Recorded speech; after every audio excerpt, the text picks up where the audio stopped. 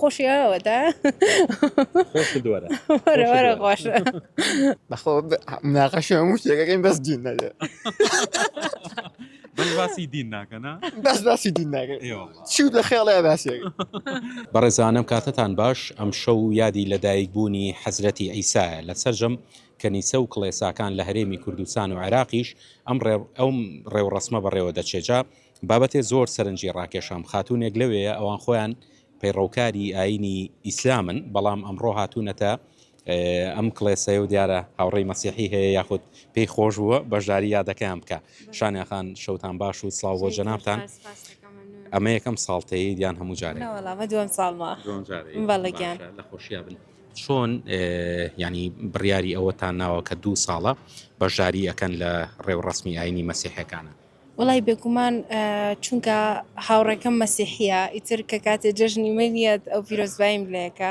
منجیتر لەگە خۆم بەڵێنم کەوتم ویتر هەموو کات منیژە چم جەژنە پیرۆزی لەیەکەم و لەگەڵ یابم هیچ کاتێک بۆ نمونە تۆ لەگەڵ هاوڕێ مەسیحەکەتە نیگەرانی یەک بوون عاجزی ڕوویداوەقت هیچ کاتێک لەسەر بابەتی دینی هیچ مناقەشێک و بۆ نەعاجزیەک بوونێکمان نەبوو ینی هیچ کاتم مناقەششمان لەسەر نەکردو ئەو خۆشی ئەوەدا خۆش دووەرە وەرە خۆش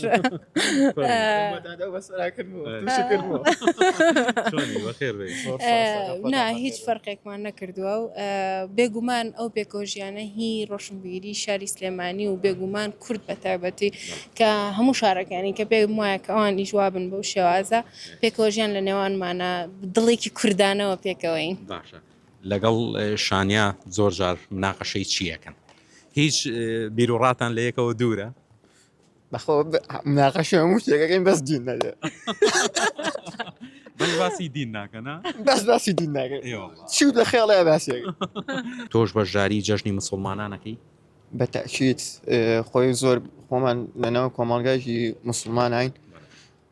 بۆیە ئێمەش جێژنە پیرۆزی لە برا مسلمانەکانمانەکەین بەتەوەتی ماڵی شانە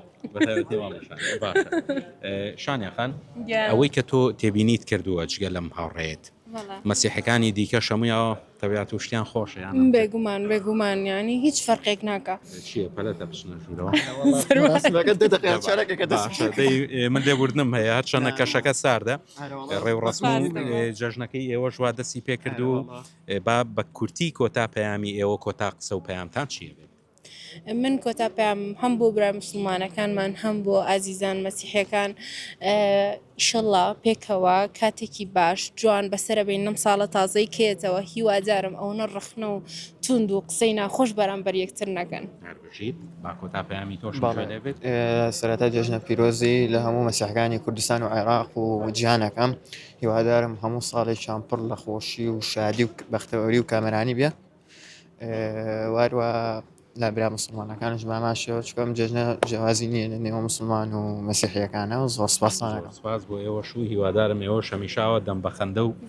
لە کەشێکی خۆش و لە جەژناوە هەر بەڵێ وەکو باسم کرد ئەمە ئەو بابەتێکی جیاواز و جوان بوو بەڕاستی سەرنجی ڕاکێشەم خاتوونێکی پەیڕەوکاری ئاینی موسڵمان و لەگەڵ کوڕێکی مەسیحیە ئەوان چەندین ساڵە هاوڕێن و هیچ کاتێک وەکو خۆیان باسییان کرد لەسەر هەموو شتە قساکەن تەنها لەسەر دین نەبێت